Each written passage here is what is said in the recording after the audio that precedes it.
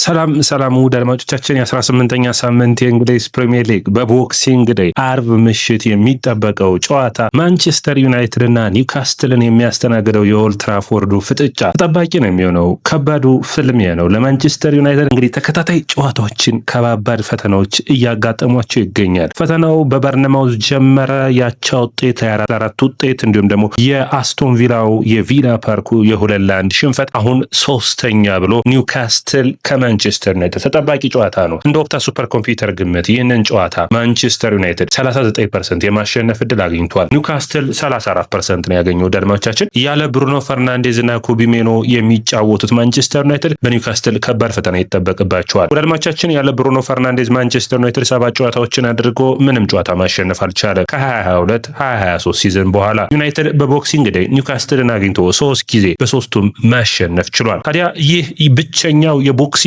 ዴይ ጨዋታ አርብ ምሽት የሚደረገው ውድ አድማጮቻችን የእናንተን የውጤት ግምት የምንጠብቅ ነው የሚሆነው። ማንቸስተር ዩናይትድ ከኒውካስትል ተጠባቂው የኦልድ ትራፎርድ ምሽት ጨዋታ ስንት ለስንት ይጠናቀቃል ብላችሁ ታስባላችሁ? ኮሜንት መስጫ ቦክስ ላይ አስቀምጡልኝ። እግር ኳስ አንዱ እንግዲህ 18ኛ ሳምንት ደረስን። ማንቸስተር ዩናይትድ ወጣ ገባ እያለ በተለያየ አይነት ብቃቶች እዚህ ደርሷል። የሩበን አሞሪም ቡድን አሁን ግን በስኳድ ወይም ደግሞ በስብስብ ረገድ በጣም ሳስቶ ይገኛልና የሆነ መፍትሄን ይጠበቅበታል። የቦክሲንግ ዴይ ብቸኛ ጨዋታ ነው ይህ ጨዋታ። ዩናይትድ ታዲያ በቦክሲንግ ዴይ ምርጡ ቡድን ነው ማለት ይቻላል። 22 ጊዜ የቦክሲንግ ዴይ ጨዋታዎችን ማሸነፍ ችሏል። ኒውካስትል በተቃራኒ 16 ጊዜ ሽንፈትን በማስተናገድ በቦክሲንግ ዴይ ደካማው ቡድን ነው ማለት የምንችል ነው የሚሆነው። ሁለቱም ቡድኖች በተለያየ ደካማ ሁኔታ ቸው ነው የሚመለሱት። ዩናይትድ በቪላ ፓርክ 2-1 በሞርጋን ሮጀርስ 2 ጎሎች ሽንፈትን አስተናግዷል። በተቃራኒው በኒውካስትል በኩል ደግሞ ካያችሁ በሜዳቸው 2-0 መምራት 2-2 በኒኮላስ ወልትመድ 2 ጎሎች የሚመራ የነበረው በሪሺ ጄምስን አስደናቂ ጎልና በጃኦ ፔድሮ ጎል አቻ ወጥተዋል። ታዲያ ዩናይትድም እንዲሁም ደግሞ ኒውካስትል ይህንን ጨዋታ የማሸነፍ ፍላጎታቸው ከፍተኛ ነው። በ17 የእንግሊዝ ፕሪሚየር ሊግ ጨዋታዎች ሁለቱም ቡድኖች 7ኛና 11ኛ ይገኛሉ። ነገር ግን የነጥብ ልዩነታቸው 3 ብቻ መሆኑን መርሳት የለብንም። ዩናይትድም ኒውካስትልም ይህንን ጨዋታ ማሸነፍ ለሁለቱም ቡድኖች የተለየ ትርጉምን የሚሰጥ ነው የሚሆነው። ኒውካስትል ባለፉት 4 ጨዋታዎች ማሸነፍ አልቻለም። ማሸነፍ የቻለው አንዴ ብቻ ፉልሃምን ነው በካራባው ካፕ ጨዋታ። በሻምፒዮንስ ሊግ ጥሩ ብቃት ላይ ይገኛሉ። ነገር ግን የኤዲ ሃው ስብስብ በእንግሊዝ ፕሪሚየር ሊግ ላይ ጥሩ ብቃት ላይ አይገኙም። ይህንን ሁኔታ ለመቀየር ታዲያ ወደ ኦልድ ትራፎርድ ያቀናሉ የሚጠበቅ ነው የሚሆነው። በዩናይትድ በኩል የሌኒ ዩሮ ሞርጋን ሮጀርስን በቪላ ፓርኩ ጨዋታ ላይ በሚገባ መያዝ አለመቻሉ ዋጋ አስከፍሉታል። ዩናይትድ ባለፉት 11 ጨዋታዎች 2 ጊዜ ብቻ ነው ሽንፈትን ያስተናገደው። ነገር ግን ማሸነፍ የቻለው ብቻው ደግሞ 2 መሆኑ ዩናይትድ ብዙ ጨዋታዎችን ባቻ መጠናቀቁ፣ በተለይ ሽንፈቱ የቪላ ፓርክና እንዲሁም ደግሞ የኤቨርተኑ ጨዋታ ሆኖ መመዝገቡ ለዩናይትድ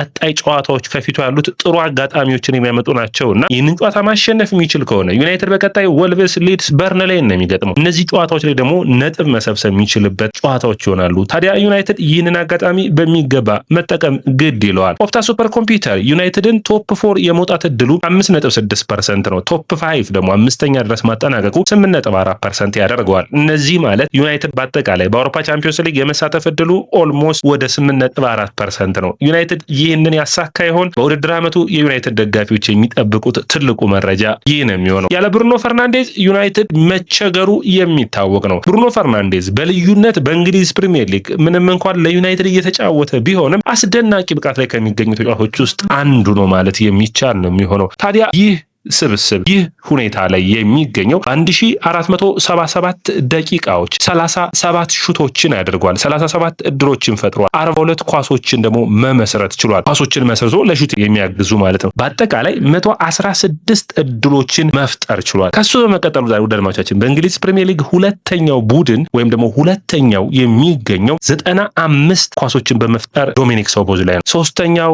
ኤንዞ ፈርናንዴዝ ነው። ምን ያክል የብሩኖ ፈርናንዴዝ በዩናይትድ ብቻ ሳይሆን አጠቃላይ በፕሪሚየር ሊጉ ተጽዕኖ ፈጣሪ ተጫዋች እንደሆነ ይህ የሚያሳይ ነው የሚሆነው። ዩናይትድ ያለ ፈርናንዴዝ ታዲያ ይህ ሁሉ ሁኔታዎች ቢገጥሙትም ይህ ሁሉ ሁኔታዎች ቢያጋጥሙትም ያለ ፈርናንዴዝ ደግሞ ድሎችን ማሸነፍ ግድ ይለዋል። ነገር ግን ያለፉት ጨዋታዎች ያለ ፈርናንዴዝ አስቸጋሪ ሆነውበታል። ባለፉት 7 ጨዋታዎች 6ቱን ተሸንፎ አንዴ አቻ ወጥቷል ያለ ብሩኖ ፈርናንዴዝ በተጫወተባቸው ጨዋታዎች። በተለይ ደግሞ የፓላሱ ጨዋታ በሴልኸርስት ፓርክ ዩናይትድ ካጋጠሙት ከባባድ ሽንፈቶች ያለ ብሩኖ ፈርናንዴዝ ትውስታን የዩናይትድ ደጋፊ የሚያስታውስ ይመስለኛል። ነገር ግን ዩናይትድ ያለ ብሩኖ ፈርናንዴዝ ብቻ አይደለም፣ ያለ ብራያን ምቤሞና አማድ ዲያሎ ነው የሚጫወተው። ታዲያ ትልቁን ኃላፊነት የሚወስደው ማቲያስ ኩኛ ይሆናል። ከፍተኛ ኃላፊነት አለበት ብዬም አስባለሁ። በቪላ ፓርኩ ጥሩ ጎል አስቆጥሯል። በተከታታይ 2 ጨዋታዎች ጎል ማስቆጠር መቻሉ ጥሩ የሚሆን ነው። በመጀመሪያዎቹ 12 ጨዋታዎች 1 ጎል እንዳስቆጠረ ተጫዋች። ታዲያ ማቲያስ ኩኛ፣ ቤንጃሚን ሴስኮ አሁን በቡድኑ ውስጥ ኃላፊነትን ወስደው ጎሎችን ማስቆጠር ግድ የሚላቸው ነው። ማቲያስ ኩኛ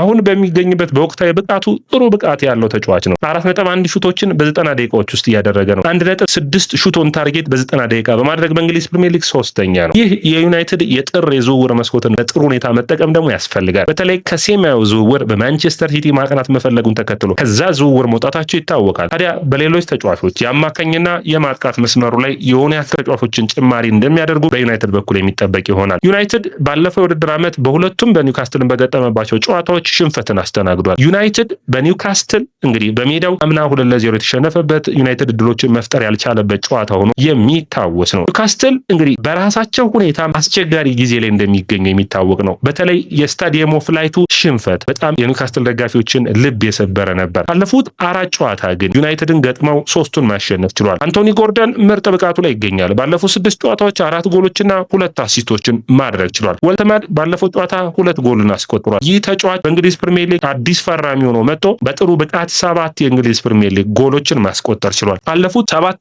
ጨዋታዎች ደግሞ እንግዲህ ካስቆጠራቸው ካያችሁ ኦልሞስት ከ6 ኤክስጂ ነው 7 ጎሎችን ያስቆጠረው። 26 ሹቶችን አድርጎ ነው። በጣም ጥሩ ብቃት ላይ ከሚገኙ አጥቂዎች ውስጥ አንዱ ነው። በቁመቱ ከፍ ያለ ነው። ዩናይትድ በተለይ በቆመ ኳስ ጥንቃቄን መውሰድ የሚጠበቅበት ይሆናል። ዩናይትድ ከኒውካስትል ባለፉት ጨዋታዎች ላይ በቦክሲንግ ዴይ ተገናኝተው ዩናይትድ 3ቱንም ማሸነፍ ችሏል። በፈርጉሰን በ2012 4-3 ማሸነፍ ችሎ ነበር። በቫናል 2014 3-1 ማሸነፍ ችሎ ነበር። በኦሊጎኖ ሶልሼር ደግሞ 4-1 ማሸነፍ ችሏል። ታዲያ ያለፉትን ጊዜያቶች ማሸነፍ የቻለው ቦክሲንግ ዴይ ዩናይትድ ዛሬስ ወይም ደግሞ በጨዋታው ቀን ማሸነፍ ይችላል ወይ? አምና የዩናይትድ እና ሁለቱም ቡድኖች ያደረጉትን ጨዋታ በሚገባ ሁለቱንም ጨዋታዎች የኤዲሃው ስብስብ ማሸነፍ ችሎ ነበር። ዘንድሮስ ምን ያጋጥመዋል? ዩናይትድ ባለፉት 5 ጨዋታዎች ኒውካስትል ማሸነፍ የቻለው አንዴ ብቻ ሆኖ ተመዝግቧል። ዩናይትድ ይህንን ጨዋታ የማሸነፍ እድሉ 39% ነው። ኒውካስትል 34% ነው። ተቀራራቢ ነው ዳድማዎቻችን። ስለዚህ ዩናይትድ ብልጫ ይወስድ ይሆን የሚጠበቅ ነው የሚሆነው። 27% አቻ የመውጣት እድል አላቸው። እንግዲህ ግምት ያሰላለፉን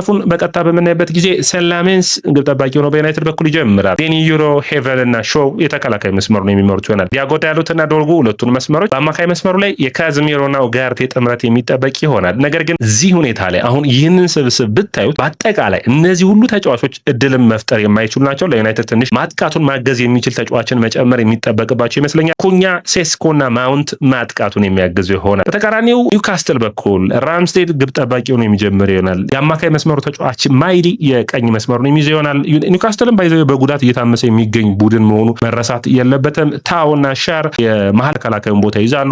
ሃል ግራ መስመሩን፣ ብሩኖ ጎሜሬስ፣ ቶናሊና ጃኮብ ራምሴ የአማካይ መስመሩን፣ መርፊ፣ ዌልትመድና ጎርደን የማጥቃት መስመሩን የሚይዙ ይሆናል። ሩበን አሞሪም ስለ ቅድመ ጨዋታው በቀረቡበት ወቅት ምን አስተያየት ሰጡ የሚለውን ላቅርብላችሁ። በዚህ ጨዋታ ላይ ቡድኑ ዝግጁ እንደሆነ ኩቢሜኖና እንዲሁም ደግሞ ብሩኖ ፈርናንዴዝ ለጨዋታው ዝግጁ እንዳልሆኑ፣ ኩቢሜኖ ግን ከብሩኖ ፈርናንዴዝ ቀድሞ ለጨዋታዎች ዝግጁ እንደሚሆን፣ ማቲያስ ደሊትና ሃሪ ማጓየር ለጨዋታው እንደማይኖሩ ተናግረዋል። በተለይ ታዳጊዎቹ ጃክ ፍሌቸር እና እንዲሁም ደግሞ ሼለሲ ባለፈው ጨዋታ ላይ ለመጀመሪያ ጊዜ ለዩናይትድን ወክለው ሲጫወቱ አይተናል። በጣም ደስ እንዳላቸው ሩበን አሞሪም ተናግረዋል። ስለዚህ እነዚህን ተጫዋቾች እንግዲህ የቡድኑ አካል አድርጎ መቀጠል እንደሚያስፈልግ፣ በተለይ ጃክ ፍሌቸር ሙሉ በሙሉ በቡድኑ በጨዋታውም ጥሩ ፐርፎርም እንዳደረገ ሩበን አሞሪም ተናግረዋል። ከዛ ውጭ ግን የብሩኖ ፈርናንዴዝ አለመኖር ዩናይትድን በሚገባ እንደሚጎዳው አስተያየታቸውን ሰጥተዋል። ብሩኖ ፈርናንዴዝ ማለት ሜዳ ውስጥ ያለ አሰልጣኙን የሚወክለው ሜዳ ውስጥ ያለ ተጫዋች ነው። የቆመ ኳስ ማሻማት ይችላል። ጎሎችን፣ እድሎችን መፍጠር የሚችል አይነት ተጫዋች ነው። ከዛ ውጭ ተቀያሪ ተጫዋቾች ወደ ሜዳ ውስጥ በሚገቡበት ጊዜ ሁሉ የትኛው ቦታ ላይ ታክቲካዊ ለውጦችን ስታደርግ ሁሉ ሙሉ ኃላፊነቱን የሚወስድ ተጫዋች ነው። ነገር ግን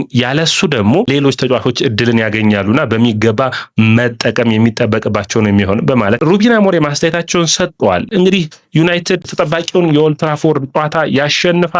ትልቁ ፍልሚያ የሚጠበቅ ነው የሚሆነው። ወደ አድማቻችን ይህ የጊያ ስፖርት ነው። የጊያ ስፖርትን ላይክ፣ ሼር፣ ኮሜንት፣ ሰብስክራይብ ማድረጋችሁን አትርሱ።